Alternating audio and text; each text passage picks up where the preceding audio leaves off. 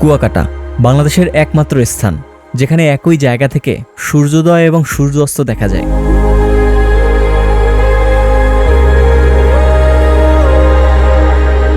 শীতকালে কুয়াকাটার সৌন্দর্য বেড়ে যায় দ্বিগুণ। পর্যটকদের পাশাপাশি দূর থেকে বেড়াতে আসে অতিথি পাখিরা।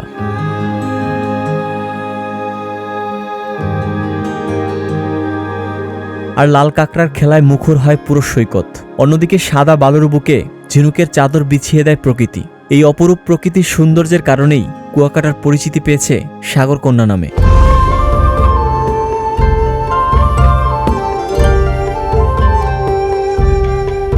1784 সালে রাখাইনরা আরাকান থেকে বিতাড়িত হয়ে এই উপকূলে এসে বসতি স্থাপন করে। সমুদ্রের পানি নোনা হওয়ায় খাবারের পানির খোঁজে তারা সৈকতের পাশেই খনন করে একটি কুয়া, আর সেই কুয়ার নামেই আজকের কুয়াকাটা।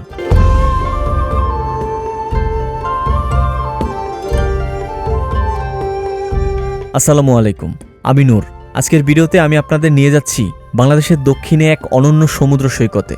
আজকের এই ভিডিওতে আমি আপনাদের দেখানোর চেষ্টা করব কিভাবে ঢাকা থেকে কুয়াকাটা যাবেন, কোন কোন জায়গা ঘুরে দেখবেন, কি খাবেন, আর কোথায় ভালো পরিবেশ ও ভালো মানের রুম পাবেন। পুরো ভ্রমণে কত টাকা খরচ হবে থাকবে তার সম্পূর্ণ বিস্তারিত। তাই দেরি না করে শুরু করছি সাগরকন্যা খ্যাত কুয়াকাটা ভ্রমণ।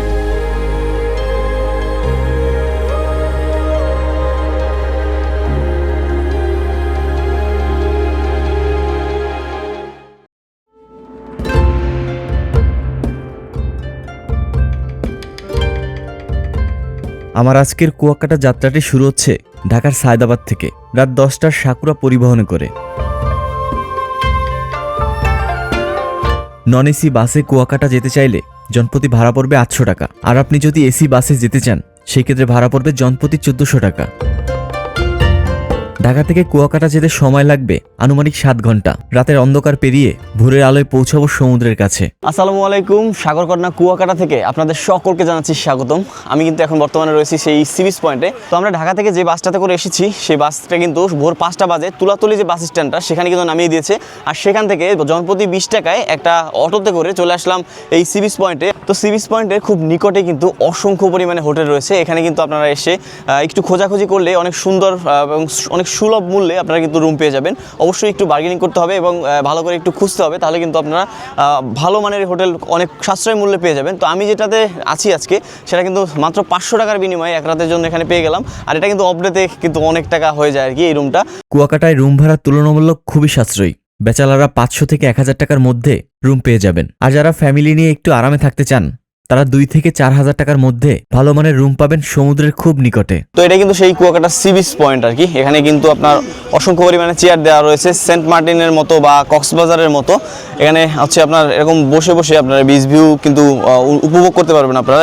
এটাই কিন্তু সেই সুন্দর যে সি বিচটা আর কি, সেই সি বিচটা কিন্তু এটা। এখানে কিন্তু অসংখ্য পরিমাণে পর্যটকরা কিন্তু এখন আসে এবং এসে এখানকে বসে আর কি, এখানকে এই চেয়ারে বসে তারপর কিন্তু সময়টা কাটায়। তো কুয়াকাটার এই মেইন পয়েন্টের আশেপাশে কিন্তু অসংখ্য পরিমাণে দর্শনীয় স্থান রয়েছে। সেই দর্শনীয় স্থানগুলো ঘুরে দেখার জন্য যারা ডাবল বা সিঙ্গেল থাকেন তারা কিন্তু হচ্ছে বাইকে যেতে পারেন। আর যারা ফ্যামিলি নিয়ে সংখ্যায় যারা বেশি থাকেন তারা কিন্তু অটো যোগেই কিন্তু এই যে সাইড সিনগুলো রয়েছে সেইগুলো কিন্তু আপনারা ঘুরে দেখতে পারেন। তো এখান থেকে উঠবো, এখান থেকে উঠে যে বাজারটা আছে সেখান থেকে একটা বাইক রিজার্ভ করার ট্রাই করব। আমরা সকালের আইটেম হলো, সকালের দিকে দেখাই হলো যে ম্যাঙ্গ্রোভ, সূর্য উদয়, গঙ্গামতির লেক, কাউয়ারসর, 36 ফুট উঁচা বৌদ্ধ মন্দির, মিষ্টিবাণীর কূপ, জাদুঘর, রাখাইন পল্লী, তাঁতপল্লী। এরপর বিকেলে দেখাই হলো যাই আপনার সুটকি পল্লী, ফিশ ফ্রাই, লেবুর বন।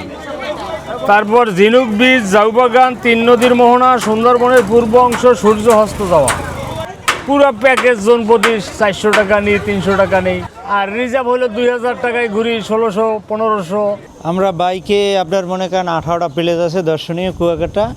এগুলো আমরা মোটর বাইকের মাধ্যমে বিচ পথে ঘুরাই। সময় আনলিমিটেড, সময়ের জন্য আলাদা কোনো চার্জ নাই। যতক্ষণ সময় লাগবে ততক্ষণ আমরা দিই। বেশ কিছুক্ষণ দর কষাকষি করার পরে মাত্র 1500 টাকার বিনিময়ে একটি বাইক রিজার্ভ করে নিলাম, যেটি আমাদেরকে আজকে বিকেলে এবং কালকে সকালে এখানকার সকল জনপ্রিয় স্পটগুলো ঘুরিয়ে দেখাবে। তো চলে আসলাম আমাদের প্রথম যে গন্তব্য স্পট শুটকি পল্লী, যেখানে অসংখ্য পরিমাণে সামুদ্রিক শুটকির দোকান আপনারা পেয়ে যাবেন এবং এখান থেকে কিন্তু আপনারা কিনে নিয়ে যেতে পারবেন। এখানে কিন্তু অনেক ইন্টারেস্টিং শুটকি মাছও পাওয়া যায়। এটা মূলত সাগরের বাইং মাছ বলে আর কি। এটা কিন্তু 800 টাকা কেজি ওনারা চেয়ে থাকেন, মানে অনেক বড় একটা সাইজের মাছ। তো শুটকি পল্লীর ঠিক পাশেই কিন্তু এখানে আরও কয়েকটা দোকান রয়েছে, যেখানে কিনা আপনার সামুদ্রিক যে মাছগুলো রয়েছে সেই সামুদ্রিক মাছগুলো আপনারা কিন্তু ফ্রাই করে খেতে পারবেন। এই মাছটা আপনার 250 টাকা পড়বে, একদম ফ্রাই কমপ্লিট। এই মাছটা কিন্তু একদম তুলার মতন নরম। আর শাপলা পাতাটা পড়বে আমি 200-250 টাকা দামে বিক্রি করতে পারবো এইরকম। রান্না করে হ্যাঁ, রান্না সব। তো আপনারা দুপুরে খাবারের জন্য কিন্তু এখানে অর্ডার করে তারপরে কিন্তু যেতে পারেন। এখানে অর্ডার করে গেলে তারপরে তারা কিন্তু প্রসেসিং করে রেখে দিবে। বলবে এখন কই যাবো আমরা? আমরা এখন ফিশ ফ্রাইতে আছি, আমরা এরপরে নেক্সট যাব লেম্বুর চর। লেম্বুর চর, চলেন যাওয়া যাক। তো চলে আসলাম কিন্তু লেম্বুর চরে। আর লেম্বুর চরে আসার পরে কিন্তু আপনারা একটা গাছ, মানে এখানে দেখবেন অনেক অসংখ্য পরিমাণে গাছ রয়েছে। সেই গাছগুলো কিন্তু আপনার এগুলো গেওয়া গাছ বলে। আর এই গেওয়া গাছ থেকে কিন্তু আপনার মেজের কাঠি থেকে শুরু করে আপনার যে লেখার যে কাঠ পেন্সিলগুলো রয়েছে সেই কাঠ পেন্সিলও কিন্তু এই গাছ থেকে কিন্তু তৈরি হয়। আসলে এখানে আসলে আপনারা সুন্দরবনের একটা ফিল কিন্তু আপনারা এখানে পেয়ে যাবেন। আর দেখুন এখান থেকে এরকম সমুদ্রটাকে খুব ভালোভাবে উপভোগ করা যায়। এটা কিন্তু সেই সমুদ্র। পশ্চিম বিচ ধরে যতই এগোচ্ছি ততই যেন সৌন্দর্য বেড়ে যাচ্ছে। দেখতে দেখতে এরই মধ্যে চলে আসলাম দোলনা বিচে। স্থানীয়রা নিজস্ব অর্থায়নে শত শত দোলনা সাজিয়েছে পর্যটকদের জন্য। তো ভিতরে প্রবেশ করলাম, আর ভিতরে প্রবেশ করার সাথে সাথে আপনারা কিন্তু মানে যে দোলনা কখনো দেখেন নাই সেই দোলনাও কিন্তু দেখে যাবেন। হ্যামকের মতো আর কি, হ্যামকের মতো কিন্তু এটাকে জাল দিয়ে বাঁশ দিয়ে কিন্তু আসলে এটা তৈরি করে। এখানে এসে কিন্তু আপনারা সুন্দরভাবে দোল খেতে পারবেন। তার পাশাপাশি এখানে হচ্ছে যে গাছের সাথে বাঁধা যেগুলো আপনারা গ্রামে আসলে দেখে থাকেন সেই দোলনাগুলোই কিন্তু পেয়ে যাবেন। এখানে কিন্তু এসে দোল খেতে পারবেন খুব সুন্দরভাবে। এবং এখানে মানে কয়েক শতাধিক বললে ভুল হবে, শতাধিকেরও বেশি কিন্তু এখানে দোলনা আসলে রাখা হয়েছে এবং এক একটা সিস্টেমে রাখা হয়েছে।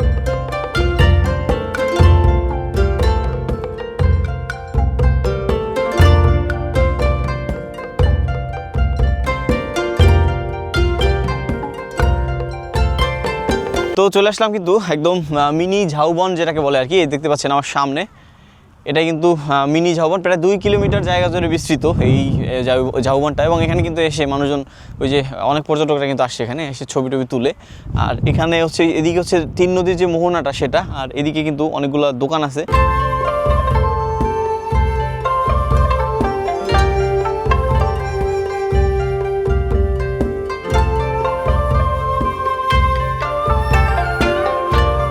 অবশেষে চলে আসলাম কিন্তু সেই 3 নদীর যে মোহনাটা, সেই 3 নদীর মোহনা একদম দাঁড়িয়ে আছি আমি। আর এখানে কিন্তু প্রচণ্ড পরিমাণে বাতাস, এখানে দাঁড়ালে মানে বাতাসটা অনুভব করা যায় কি, মানে এসে মনে হচ্ছে বাতাস এসে আপনার সাথে শরীরের সাথে বাড়ি খাবে। এখান থেকে হচ্ছে আন্দারমানিক আর পায়রা বন্দরের ঠিক যে লাস্ট মাথাটা আর কি সেটা কিন্তু এটা। আর এইদিকে হচ্ছে বিষখালী নদী বা বিষখালী বলা হয়। আর এদিক থেকে কিন্তু আমরা আসলাম এই জায়গাটাতে ধরেই বাইক দিয়ে আমরা আসলাম। এটা কিন্তু লাস্ট স্টপেজ আর কি এই সাইডটার। আর এখানে কিন্তু এরকম মাছের ট্রলারও আপনারা দেখতে পারবেন। তার পাশাপাশি এখানে কিন্তু অনেকগুলো বক দেখতে পেলাম আর কি। বক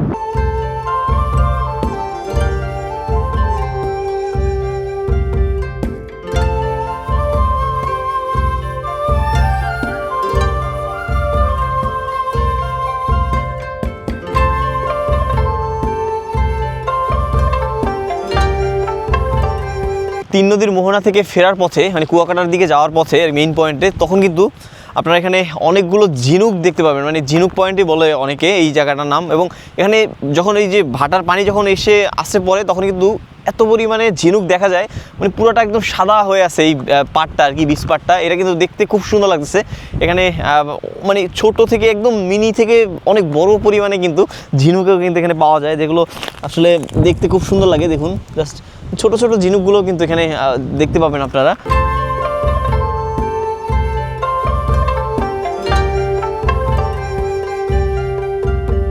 তো আমি এখন ব্যাক করে যে যাব কুয়াকাটার যে মেইন পয়েন্টটা সেখানে গিয়ে দুপুরে লাঞ্চ শেষ করব। তারপরে এখান থেকে যে সূর্যাস্তটা সেটা কিন্তু দেখব, কারণ কুয়াকাটা থেকে সূর্যাস্তটা কিন্তু খুব সুন্দরভাবে উপভোগ করা যায় এবং সূর্যোদয়টাও কিন্তু খুব সুন্দরভাবে দেখা যায়। তো আজকে আমরা সূর্যাস্ত দেখব এখান থেকে। দুপুরে খাবারের জন্য কুয়াকাটায় বেশ কিছু খাবার হোটেল রয়েছে। সামুদ্রিক মাছের পাশাপাশি বাহারি রকমের খাবার মেলে এখানে। 250 টাকায় দুপুরের খাবার সারলাম। তো আমরা কিন্তু দুপুরে লাঞ্চ শেষ করে হোটেলে বেশ কিছুক্ষণ বিশ্রাম নিয়ে আবারও বেরিয়ে পড়লাম সূর্যাস্ত দেখার জন্য। সূর্যাস্ত দেখার জন্য মূলত আসছি আমরা মেইন যে বিচ পয়েন্টটা তার ঠিক ডান দিকে দেখতে পাচ্ছেন এখান থেকে সূর্যর কিন্তু যে ডোবার যে সৌন্দর্যটা সেটা কিন্তু ধরা দিচ্ছে। তো অনেকেই কিন্তু সূর্য ডোবা দেখার জন্য চলে যায় কিন্তু লেম্বুর বন বা ওই যে দোলনার বিচটা যেটা আর কি, সেখান থেকেও কিন্তু অনেকে দেখে। তো আপনারা কিন্তু চাইলে ওখানেও গিয়েও দেখতে পারেন, মানে ওখানে আসার আমি যেমন চলে আসছি আপনারা কিন্তু ওখানে থাকতে পারেন।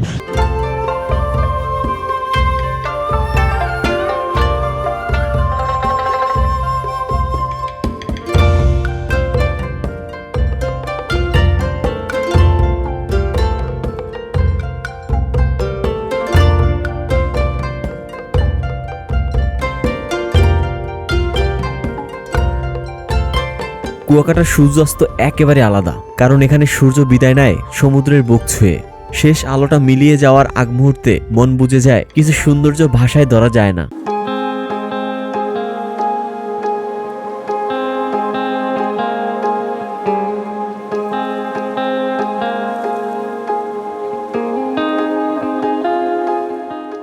দিনের আলো ফুরিয়ে গেলেও ফুরায় না কুয়াকাটা পর্যটকদের আনাগোনা। রাতে এখানে বসে বারবিকিউর মেলা, সবাই এখানে এসে ভিড় জমায় আনন্দ ভাগাভাগি করার জন্য। তবে মনে রাখবেন, যে কোনো কিছু ক্রয় করার আগে ভালো করে দরদাম করে নেবেন, তা না হলে ঠকে যাওয়ার সম্ভাবনা বেশি থাকে।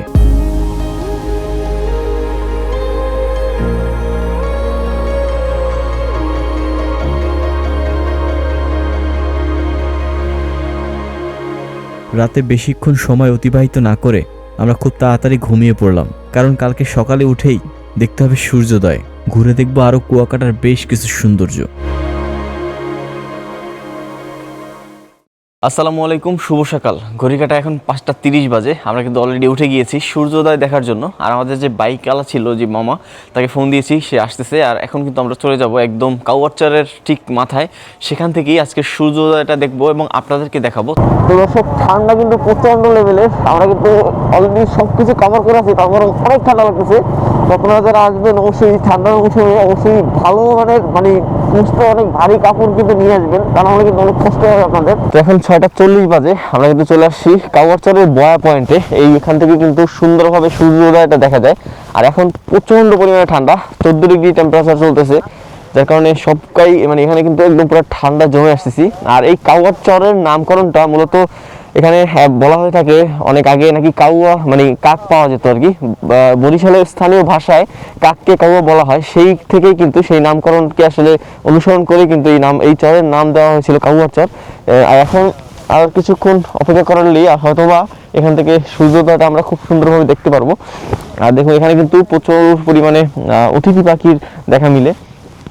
তারই পাশাপাশি অনেক দর্শকও কিন্তু এখানে এসে দেখছে এবং ওই পাশটাতে কিন্তু অনেক মানুষ অপেক্ষা করতেছে, ওইখান থেকেও কিন্তু অনেকে দেখে আর কি। আর এই পর্যন্ত কিন্তু অনেকেই আসে না, তো আমরা বাইক নিয়ে চলে আসলাম এখান থেকে স্পষ্ট দেখা যায়, সেই জন্যই।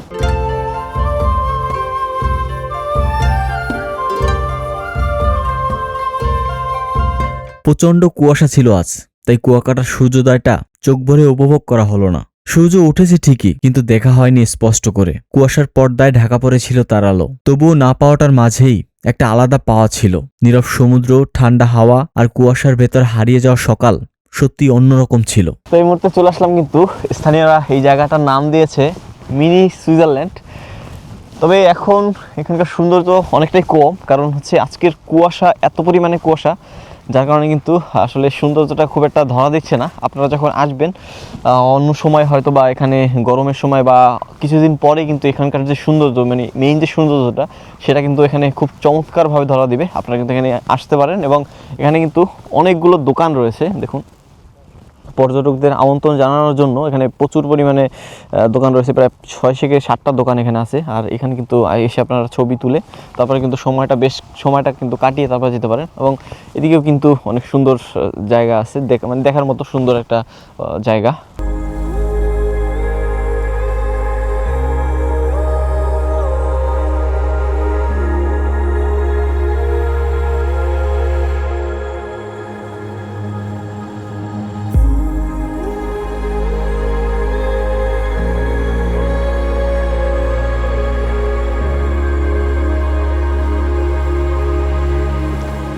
তো তো আমরা চলে আসলাম কাগড়চরের ভিউ পয়েন্টে আর কি। এখানে কিন্তু অনেক পরিমাণে দোকান রয়েছে, যেখানে কিন্তু আপনারা সকালের নাস্তাটা এখান থেকেই শুরু করতে পারেন। এখানে কিন্তু অনেক পরিমাণের মাছ রয়েছে, তারই পাশাপাশি সবথেকে গুরুত্বপূর্ণ হচ্ছে এখানে ইলিশ মাছ থেকেই কিন্তু সকালের ব্রেকফাস্টটা করে আর কি মানুষজন। এবং এই ইলিশ মাছের সাথে আপনারা কিন্তু চাইলে খিচুড়ি দিয়েও সেই সকালটা শুরু করতে পারেন। তো আমরা এখান থেকে একটা মাছ অর্ডার করেছি, মাছটা প্রসেসিং হচ্ছে, তারপরে কিন্তু সকালের নাস্তাটা এখানেই শেষ করব।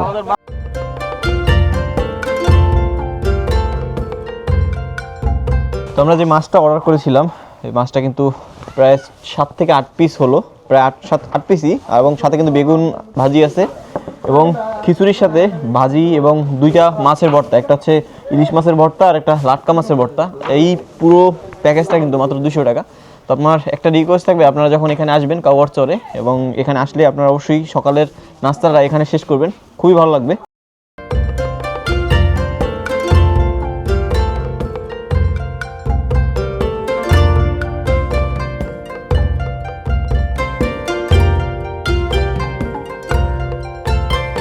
তো এখন আছি আমরা কেওড়া বনে আর কি। এটা হচ্ছে মরা বনও অনেকে বলে থাকে, এখানে স্থানীয় ভাষায় মরা বন বলে থাকে। এখানে কিন্তু এসে আপনারা বেশ কিছুটা সময় কাটাতে পারেন, তবে এখানে কিন্তু খুব একটা বেশি কিছু দেখার নাই, আপনারা চাইলে এই জায়গাটা স্কিপও করতে পারেন। তো চলুন আমরা এখন যাই। এখানে বেশ কয়েকটা পল্লী আছে, আদিবাসী পল্লী, এবং আরও কয়েকটা দর্শনীয় স্থান আছে যেগুলো এখানকার বেশ আকর্ষণীয় একটা জায়গা, সেখানে যাওয়ার চেষ্টা করব।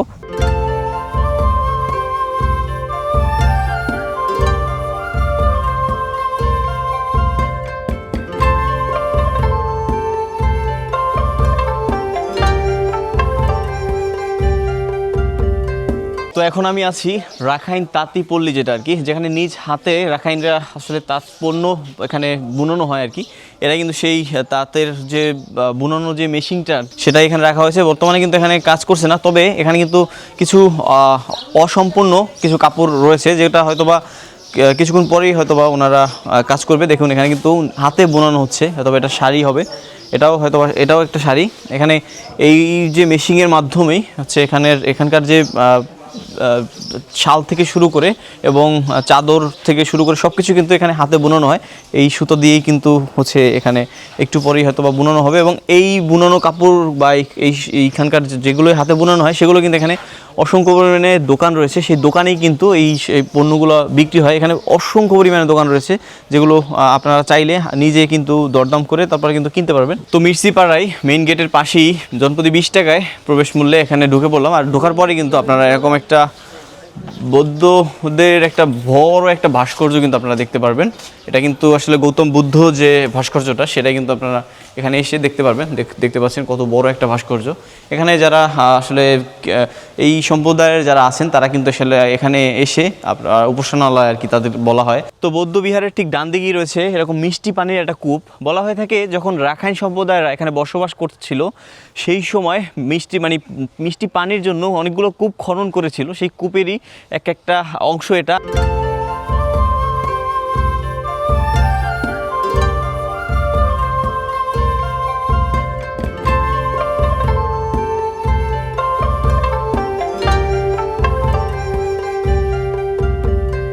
তো আমি এখন আছি শ্রীমঙ্গল বৌদ্ধবিহার, এই জায়গাটার নাম। এটা কিন্তু কুয়াকাটা যে মেইন পয়েন্টটা, সেটা ঠিক পাশেই, 5 মিনিট লাগবে এখানে পায়ে হেঁটে আসলে। আর এখানে কিন্তু আপনারা 2টা জিনিস দেখতে পাবেন, একটা হচ্ছে বৌদ্ধদের যে উপাসনালয়, আর তারই পাশাপাশি এখানে একটা কুয়া দেখতে পারবেন। এটা মূলত 1784 সালে রাখাইনরা পানি খাওয়ার জন্য এটা খনন করা হয়। তারপরে কিন্তু আসলে এই কুয়ার নাম অনুসারেই মূলত এই যে কুয়াকাটার নামকরণটা সেটাই হয়। এখানে এসলে আপনারা এটা আসলে দেখতে পারবেন। শ্রীমঙ্গল বৌদ্ধ বিহার দেখা শেষ করে আবার চলে আসলাম বিচের পারে। এখন কিন্তু বিচ পার থেকে অনেক সুন্দরভাবেই উপভোগ করা যায়, কারণ এখন জোয়ার চলতেছে, সেই কারণে কিন্তু এখান থেকে খুব ভালোভাবেই জোয়ারটা দেখা যায় এবং পানিটা খুব ভালোভাবে উপভোগ করা যায়। তারই পাশাপাশি এখানে কিন্তু অনেকগুলো স্পিড বোট রয়েছে, স্পিড বোটে করেও কিন্তু আপনারা এই সমুদ্রের মাঝপথে গিয়ে ঘুরে আসতে পারেন। এটাও কিন্তু একটা আলাদা ভাইব দিবে আপনাদেরকে।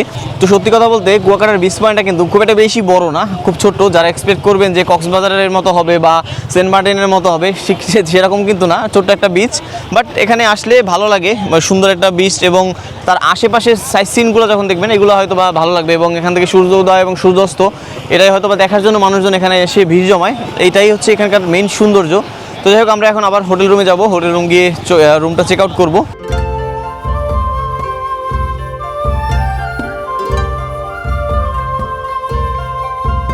তো আমরা হোটেল থেকে চেক আউট করলাম, আর চেক আউট করে এখন বেরিয়ে পড়লাম, আর বেরিয়ে এখন চলে যাব ঢাকার উদ্দেশ্যে। ঢাকাতে যাওয়ার জন্য আপনাদেরকে যেতে হবে তুলাতুলি বাস স্ট্যান্ড, কারণ এখানের কুয়াকাটা যে বাস স্ট্যান্ডটা সেটা কিন্তু তুলাতুলি বলা হয়ে থাকে। সেই তুলাতুলি থেকে কিন্তু ঢাকাগামী সকল বাস আপনারা পেয়ে যাবেন। তো আজকের ভিডিও শেষ করছি, দেখা হবে নতুন কোনো পর্বে নতুন কোনো জায়গায়। সে পর্যন্ত সবাই ভালো থাকবেন, সুস্থ থাকবেন, টেক কেয়ার, বাই বাই।